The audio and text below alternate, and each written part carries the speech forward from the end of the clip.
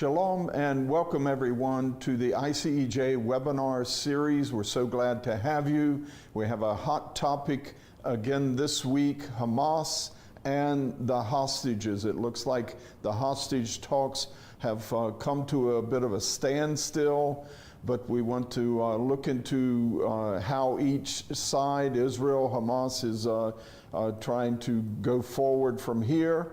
And to help us understand, I have a good friend and a real geostrategic expert on Israel and the Middle East, Dr. Dan Diker. He's president of the Jerusalem Center for Security and Foreign Affairs, used to be Center for Public Affairs, still at jcpa.org on the web. Good to see you, Dan. Thanks for having me, Dave. Good to be with you. Yes. Now, Dan has a long and respected resume, but he's been a senior fellow with the Jerusalem Center. We were neighbors for many years, Dan, when the Christian Embassy had our headquarters there in the German colony neighborhood with you. We miss you. I'm looking at your office and all. I've been there many times. But Dan's been with them a long time, Harvard educated. He's also been a research fellow at Reichman University, was for a time the Secretary General of the World Jewish Congress, and he specializes on fighting anti-Semitism, apartheid, strategic affairs. It's hard to find something he doesn't have a good grasp on when it comes to Israel and security. Dan, we're now over 340 days into this hostage situation, this war with Hamas in Gaza, almost a whole year, and this IDF footage of the terror tunnel where these 6 hostages were being held and were executed around 10 days or so ago. I think it just is, even the IDF is trying to tell the people of Israel it'd be good to get a hostage deal because the conditions there were very difficult. But you were writing about this in the Jerusalem Post this week about Sinwar's long war strategy. It's a very chilling phrase. But as we get into this, I want to first put it in context for our people about there's a long history of Israel having to negotiate for release of hostages, and in particular with Hamas, with Hezbollah. Can you speak to this, the difference between, say, conventional armies exchanging prisoners and what the history of what Israel has faced, and the lopsided trades that we've often seen? Dave, first of all, excellent question. Misunderstood in the West is the fact that this is an unprecedented event in modern political history, that relative to Israel's population, we had 240 innocent Israeli and foreign nationals, including tens of Americans. Let's bear in mind that 100 Americans, women and men, were murdered, raped, injured, and wounded on October the 7th. And currently, there are 7 American citizens being held in the dungeons of Hamas's hell, as the title of this program is, Hamas and the Hostages. And one really has to underscore and emphasize that this is an American catastrophe and a threat on the United States, in this no less than it is on the state of Israel.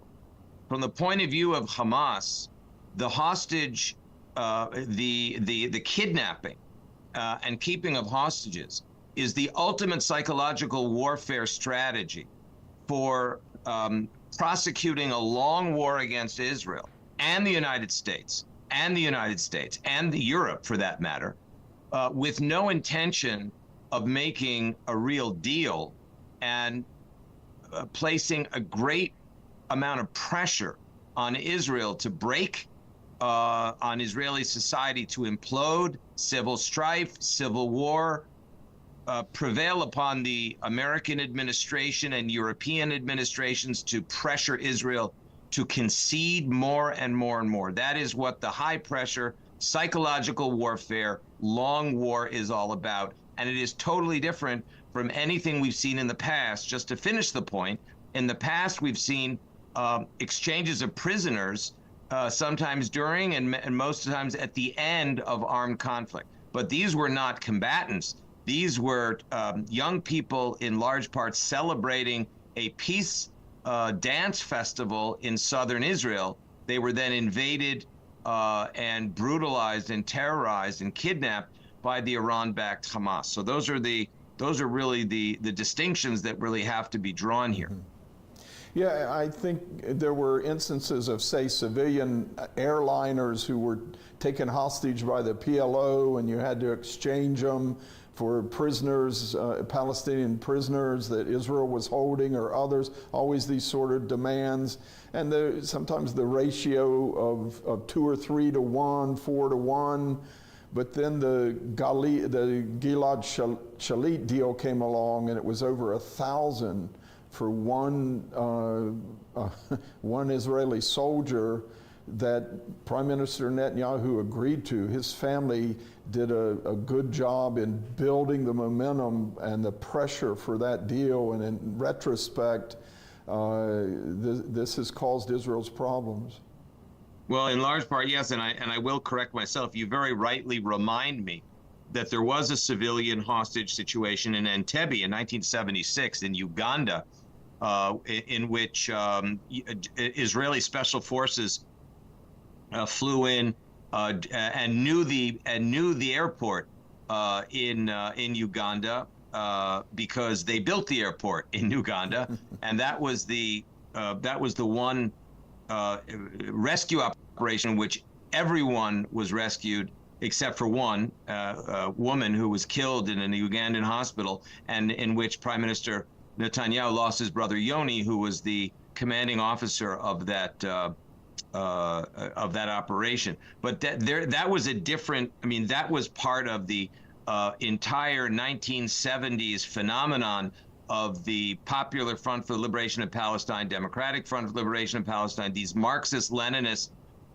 terror groups that were hijacking airplanes far, in most cases far from Israel's borders, except for the one by the Japanese Red Army and the German Baader-Meinhof gang, which we remember back in 1972.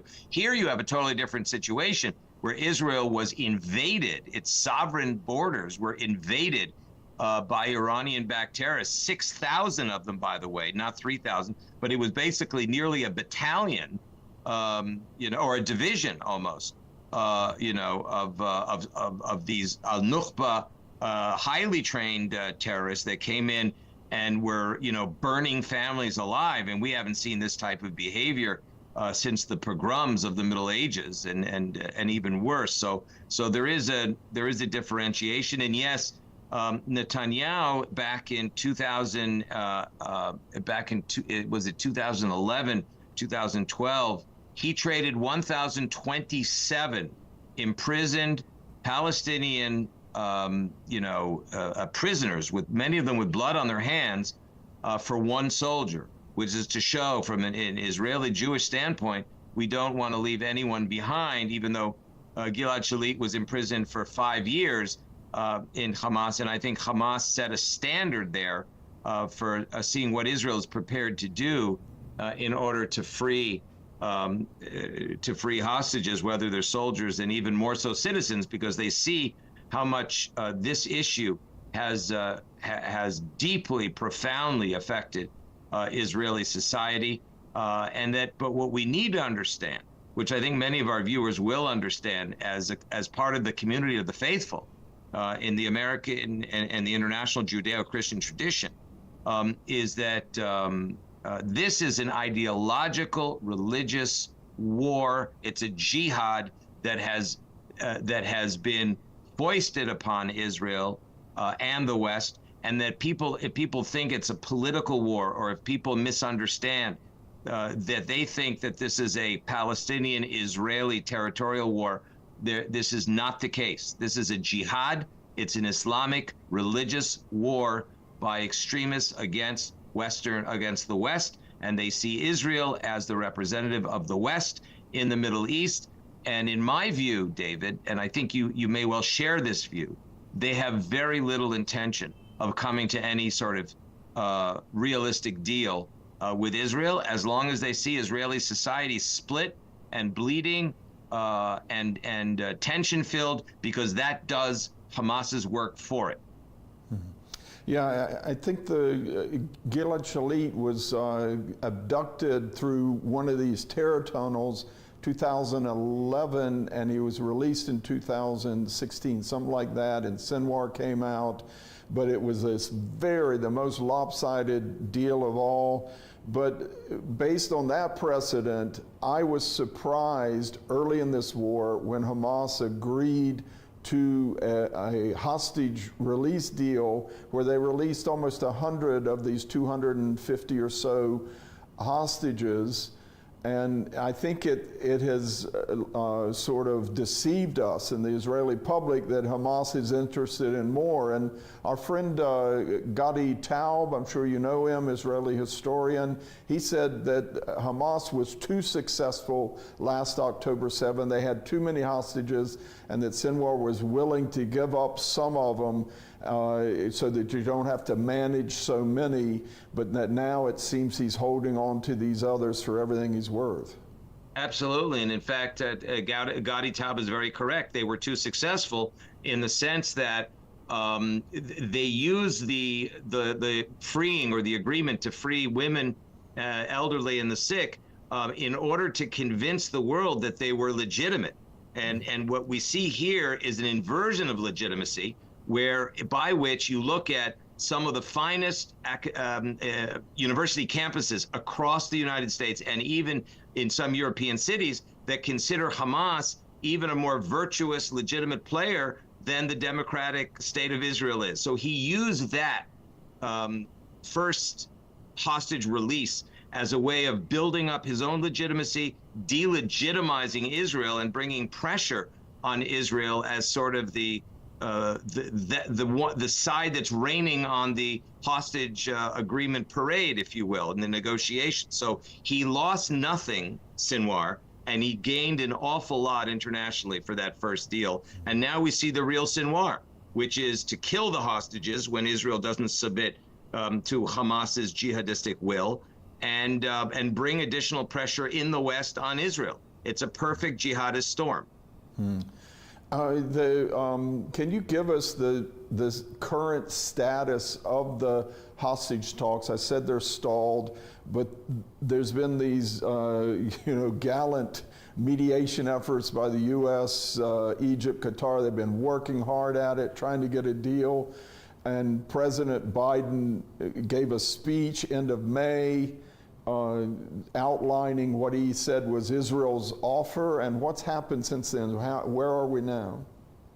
Well, in August, Israel made two offers at the behest and in cooperation with the United States that, as Prime Minister Netanyahu noted in a dramatic September 2nd live press conference in Israel, noted that the United States had complimented Israel for going the extra mile and its flexibility in those offers. And we see, David, that when we add it up, it's basically 6 or 7 out of 7 times the Hamas said, as they say in Russian, niet, or no, they're not going to agree. So this is a strategy. It's not circumstantial or coincidental that the Hamas keeps saying no, because it makes the United States look more compromised. And notice the United States said in the last days, this is the final bridging proposal. So the Hamas has succeeded to frustrate the United States in its enormous efforts, led in large part by Secretary of State Blinken, my former classmate of mine at Harvard College, who has been shuttling back and forth to the region, whether it's Doha in Qatar, as they say in America, or whether it's to Jerusalem. And we in Jerusalem, those of us who have been observing and following and even contributing on some way behind the scenes, have said there's very little chance that the Hamas would agree to any sort of substantial deal. I think the final point is that Netanyahu has wanted to make a grander bargain to return all of the hostages, because this is a multi-stage deal as it's been outlined, and there's a great concern among the Israeli leadership that there will only be one stage. There will never reach the second stage, and that's why Netanyahu is actually holding out to try to increase the number of hostages, and he's also insisting on Israeli physical presence to guard what's called the Philadelphia corridor, which is a 14-kilometer corridor, a passage that separates Egypt from Gaza. And that's a very important passageway, because what has been discovered is scores of these terror tunnels and ammunition and weapons passageways that come from Egypt into Gaza, which was not supposed to happen. And, with all of the efforts that the Egyptian army has made, they still have gotten hundreds of millions of dollars of weaponry, ammunition, even cars and other material that have come through those tunnels. This is why the government of Israel says absolutely no way will Israel leave the Philadelphia corridor, because if you do, you allow Hamas to resupply, rearm, re-energize, and therefore the last 11 months of fighting will be for nil. Sinwar and the Hamas have somewhat successfully brought great pressure on Western interlocutors, especially the United States, and on Israel to say, well, that's a no deal, that's a deal breaker. But Israel, from its point of view, said, no, this is a deal breaker for us, because can you imagine, David, with the 101 hostages left, that those tunnels can be used to shuttle not only Sinwar and the Hamas leadership, but some of those kidnapped victims to other countries through Egyptian Sinai and ultimately to Iran and perhaps Yemen. Mm-hmm. Now, Hamas and even some Israelis have charged Prime Minister Netanyahu with changing the terms of the deal that he supposedly gave to President Biden. President Biden does his speech about the Philadelphia corridor, about the Netzarim corridor, some of the other things. But defend Prime Minister Netanyahu. Did he really change the deal, or was he just saying this is the way to implement the framework which said Israel would withdraw from populated areas of Gaza? Well, I don't ever think there never really was a deal. I mean, there basically were elements that the Hamas used just to leverage up its position. So I mean, let's bear in mind, doing a deal with Hamas is like the United States doing a deal with Al-Qaeda in the months after 9/11, or the British doing a deal with Al-Qaeda in the months after 7/7, right? I mean, what did the United States do after Pearl Harbor? Did they negotiate with the Japanese? Well, they did after they destroyed them. Did they negotiate with Nazi Germany? Well, after they destroyed the Nazi regime, then there was negotiations on whether to execute some or all of those Nazi officers. The point is that people need to understand that what's being asked of Israel has no precedent, not with ISIS, not with Al-Qaeda, not with the Nazi regime, not with Imperial Japan.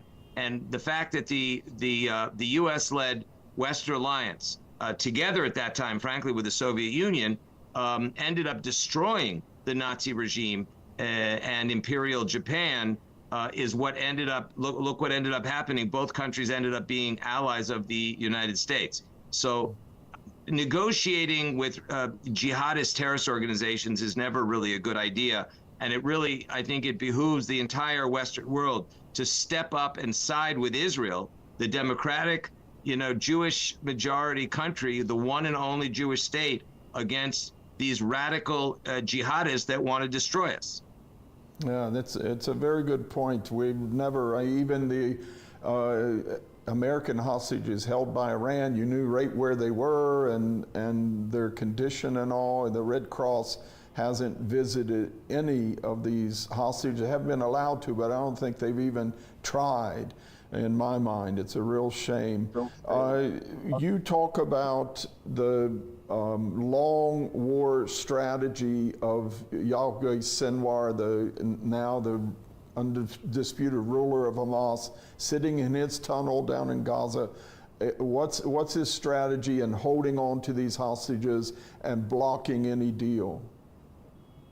Well, the long war strategy was adopted by the Chinese Communist Party as an expression of societal warfare. The idea is that the Chinese, and we saw this under Mao Zedong when he was a leader of the Chinese and the Chinese Communist Party, the Chinese Liberation Party were to destroy its Western, or the Japanese, and it's also its Western adversaries through causing an implosion in the enemy society, causing lack of hope, causing divisions in the enemy society. This is what the long war is. It's not a blitzkrieg to victory, but it's really bleeding your opponent to death through causing these deep fissures in enemy society, and that's what you can see. That's what the Hamas is doing, and they're doing it with. Was that used in Vietnam against the U.S.? It was, and the Vietnam, the North Vietnamese General Giap was supported wholly by the Soviet Union. It's exactly what happened in Vietnam, and in fact, it succeeded. As you remember, the 1975 Saigon evacuation, without an American victory, and this is very much what's happening in our context. The problem is, and here's the secret I'd like to reveal, many people in the Western world mistakenly think that this jihad against the United States, Western countries, and Israel is a function of what's known colloquially as the Palestinian-Israeli conflict. It is not. That Palestinian-Israeli conflict was platformed for decades, certainly since the 1970s, in the West, at the United Nations, among the United Nations agencies, as a political problem that could be solved through political compromise. That is not the conflict we are witnessing right now. October 7th and the Hamas taught us all a lesson when it branded the conflict, as you know, David, the Al-Aqsa flood, which invokes the name of the Al-Aqsa Mosque, which sits on the ancient Jewish Temple Mount and sits very close to where Jesus preached himself, in the church compounds. They have claimed that is a collection of mosques, what we call the Muslim holy sites, and the Hamas invokes the Al-Aqsa Mosque as a reason as a goal of this entire jihad. They've been doing this since they were founded in 1987, 88, and it continues today. So lest anyone think this is a politically driven conflict from the Palestinian side, they're very wrong. This is as we said, a religious ideological conflict that the Hamas themselves had emphasized with their behavior on October 7th, which is a continuation of their behavior for several decades. So you think Sinwar is content to, even if he has to keep hiding in tunnels in Gaza, content to bleed Israel, a war of attrition, and to sow sour Israeli society, division against itself, that there'll be a major capitulation or major progress for him to point to? This is not very heartening. It's not very heartening at all. And in fact, if you go on to jcpa.org today, just published minutes ago, was a very well-crafted summary of exactly the question you asked of Sinwar's strategy. Yoni Ben Menachem, who is a big expert in the Hamas, the Palestinians, the Arab world, has noted this is a 5-point Sinwar strategy. The first point, increase suicide attacks and enhance military cooperation with the Palestinian Islamic Jihad, also in Judea and Samaria, otherwise known as the former West Bank of Jordan, in order to veer and distract people from looking at Gaza.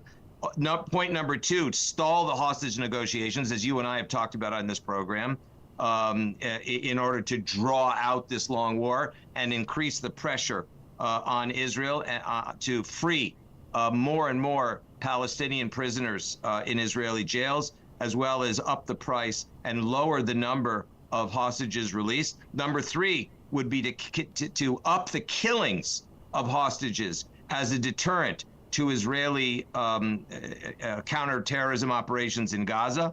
Point number four is to enhance this psychological warfare, which is to have videos taken of the hostages just minutes or hours before they were killed, and to try to convince Israel that it has no chance of winning, usually through the maintaining these hostages in these awful barbarian conditions. And five, ongoing efforts, enhanced efforts to increase the new intifada, which is the Islamic Arab uprising in the West Bank, which is happening. We're seeing enormous amount of terror attempts coming out of the 7 Palestinian majority cities in Judea and Samaria, which is really intended to bring attention to away from Gaza over to the West Bank, and to try to create the impression in the West that this is a general uprising of freedom fighters, which they call the Hamas, across the Palestinian majority areas, which is simply not true. But it's a good pretext. It's from their point of view, it's a good 5-point strategy. Is this a case of the tail wagging the dog, where Sinwar and Hamas, they already sort of jumped the gun with Iran? They were all planning a joint, the axis of resistance to continue to tighten the noose around Israel, but Hamas has really provoked this war and is trying to drag Iran more and more into it by saying, look how weak and divided Israel is. I don't think they need to drag Iran into it. I mean, we have firm evidence that Iran was part of the planning of this day for many, many years. Let's bear in mind, David, that as early as 2014 and 15, Sinwar, who took over from Ismail Haniyeh, who was assassinated in Tehran recently as a guest of the Iranians, they went to visit in Tehran to strategize with none other than Qasem Soleimani, that the United States assassinated in a drone attack in 2020, and it was reported that Qasem Soleimani, who was the arch-terrorist mastermind, he said, listen, you won't defeat the Jews on the traditional military battlefield. You'll have to engage in psychological warfare, popular warfare, other types of, Vietnamese, North Vietnamese style warfare, as you pointed out, and other types of former third world country warfare like Algeria and Cuba and North Vietnam and these other revolutionary societies that engaged against. That's how you can defeat the Jews, he said in 2014. The Iranians have been the Iranian regime has been very much part of the whole planning and of certainly the financing, the inspiration. There are actually pictures of Ayatollah Ali Khamenei, the Shiite, the undisputed Shiite leader in Gaza. And in Gaza is a Sunni, is 100% Sunni. And the Sunnis and the Shia hate each other and kill each other. But when it comes to the killing the Jews and the Christians and the Holy Land, they cooperate in order to, in order to accomplish a shared goal of destroying Israel. They believe they can do it. The Iranians have been planning this and they've been talking about it since they took 53 American hostages for 444 days. That was the first indication that the Iranian hostage strategy would continue, and that was 45 years ago. And here we are. They're fulfilling their goal. David, you remember the term death to Israel, death to America? Mm-hmm. Yes, the great Satan and the little Satan. Well, the truth is, I checked that out. They never talked about the little Satan in Persian. They did say the great Satan, which is the United States, and they said death to Israel, death to America. So it means the same thing. But they've been declaring this since the founding of the regime in 1979. So there shouldn't, people who are real observers, and I know you're an astute commentator, we've known each other for over 30 years, we shouldn't be surprised by the long-term strategy, even though we are both shocked to the core about the severity of October 7th and Israel's extraordinary lack of preparedness in order to defend itself against this jihad. Yeah. Look, I want to hold out more hope for a better future for Israel, and also I can't lose hope for these hostages, but this is I think a real eye-opener you're giving us about this long war strategy by Sinwar, that he's really the holdup in this deal. And given this, is Netanyahu now content to sit on the Philadelphia corridor between Gaza and Egypt, which cuts off Hamas's resupply of weapons there, and content to sit there and wait Hamas out and refocus on the northern border right now? In my mind, there's something of a shift going on as we come to the 1 year mark, the Yarzeit, the remembrances that are coming up, but that we could see the northern border, a lot more Israeli movement into Lebanon soon. Well, that's a good point, David. I mean, this is part of what's called the Ring of Fire strategy that was designed, engineered, and being executed by the Iranian regime. Just to continue our last answer to the last question. So the Iranians' bulletproof vest, if you will, is the Hezbollah regime that controls Lebanon completely and has tens of thousands, even up to 180, 190,000 rockets, missiles, drones at its disposal in Lebanon, throughout Lebanon. And this is the way the Iranian regime is protecting its nuclear program in Tehran by having the Hezbollah on the front lines, what's basically a forward base of the Iranian regime on Israel's northern border. So Israel has military planners and government leaders in Israel are going to have to make some decision. Do they maintain the total victory commitment in Gaza until the return of hostages, staying on the Philadelphia route, Philadelphia corridor, while the very strong possibility exists of having to prosecute a very serious offensive against Hezbollah? Because as we speak on this program, the Hezbollah, has been bombing Israel daily. Israel has been returning fire, but the 60 to 80,000 Israeli refugees in its own country that had been evacuated months and months ago when the Hezbollah and Iran started firing on us on October 8th, 2023. So the only way, in our view, that those women and men and children, families, will be able to return to their homes in Israel's north is if the Hezbollah is effectively destroyed and pushed way back to the Awali River, not the Litani River, 20 kilometers north of Israel, but the Awali River, which are many more kilometers north away from Israel, and they have to be defanged, their strategic weaponry have to be destroyed. If that happens, Iran is going to be undressed and exposed as being much weaker as a regime than people think. Yeah, I know that right now some of the polls show 70% of Israelis are ready for an Israeli incursion into Lebanon to deal with Hezbollah. Even back in the opposition, Benny Gantz, former IDF chief of staff, he says we should have already been doing it, might have missed an opportunity. But I'm afraid that after 2 weeks of fighting in Lebanon, these same people, you'll have 70% saying, let's get out. If Israel does this, they better have the heart and the fortitude and the resolve to see it through. Well, it's an important point, and let's bear in mind, Israel has never fought an 11-month war before, yes. Since its War of Independence.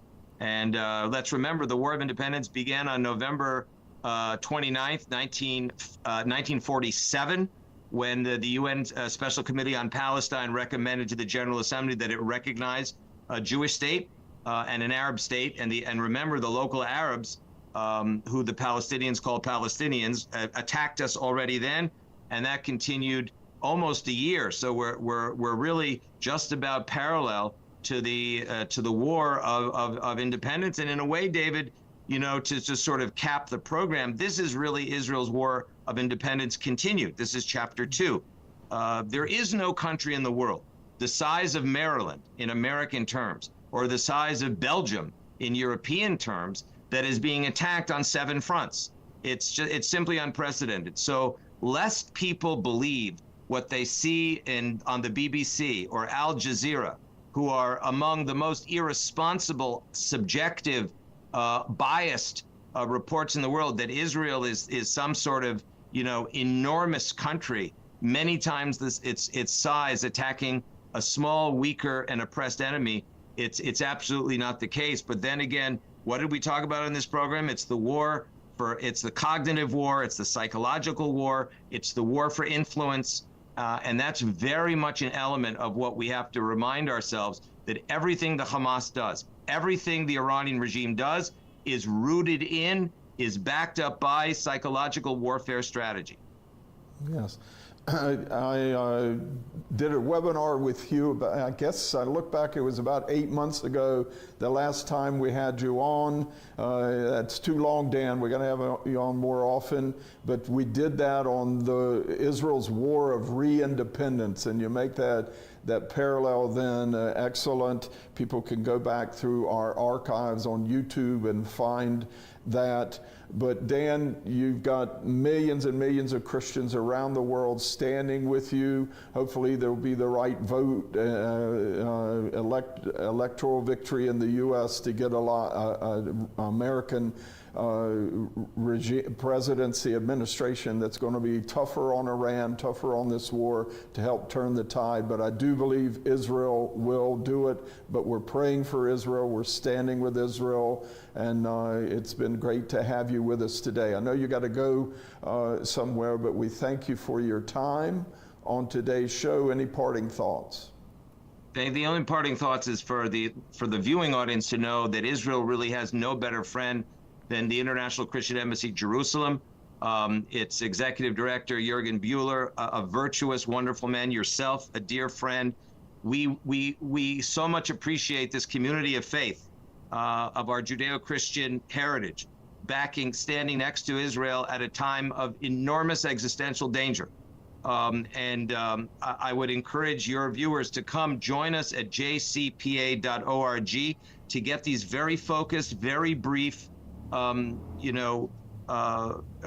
reports, as well as now, David, here's the new thing. We just opened our Christians and Influence Center downstairs, and we have Arab colleagues, we have Christian colleagues, we have colleagues from across the region in addition to as part of our expert team.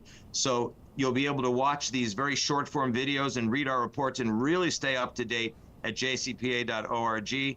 And we look forward to continuing our partnership with the International Christian Embassy, Jerusalem. So thanks for this opportunity to have this discussion with you and the wonderful viewing audience out there. Yeah, and Dan, you're going to come to our Feast of Tabernacles in just a few weeks and give a regional security briefing as well. We look forward to that. Thank you so much for your time. God bless you and everyone there at what we call the JCFA now, Jerusalem Center for Security and Foreign Affairs. God bless you. Thank you, David. Yes, thanks. We want to thank everyone for joining us on today's ICJ webinar series. We hope you enjoyed it. Tell a friend about the program. And don't forget that at the top of the hour at 4 o'clock, you can join us for our daily global prayer gathering, pray with Christians from all over the world for Israel and this region. Israel needs our prayers. God is answering our prayers. The nation is regaining its confidence, forging forward in this war, and they will come out victorious with the help of God. And God bless you from Jerusalem. Thank you for joining us for this informative webinar. Be sure to subscribe to our social media channels or visit our website at icej.org for upcoming webinars and more ICEJ exclusive content.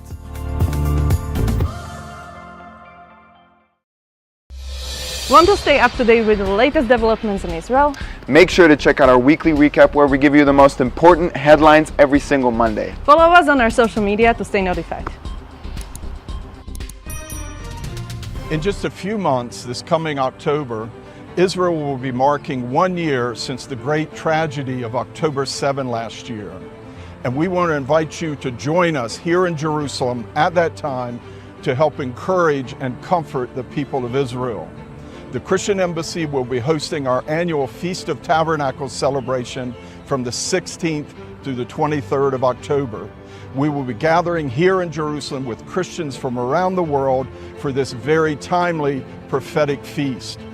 We will visit some of the worst hit areas on October 7 so you can witness firsthand what happened here in Israel.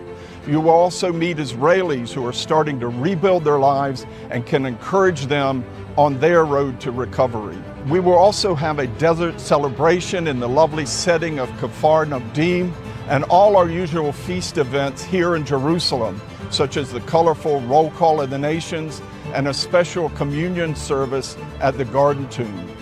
But we're also going to gather here in Sacre Park and march through the streets of Jerusalem to express our love and support directly to the Jewish people. You want to be here. 1 year into this difficult conflict, there's no better time to come show your solidarity with Israel. Our feast registration is open.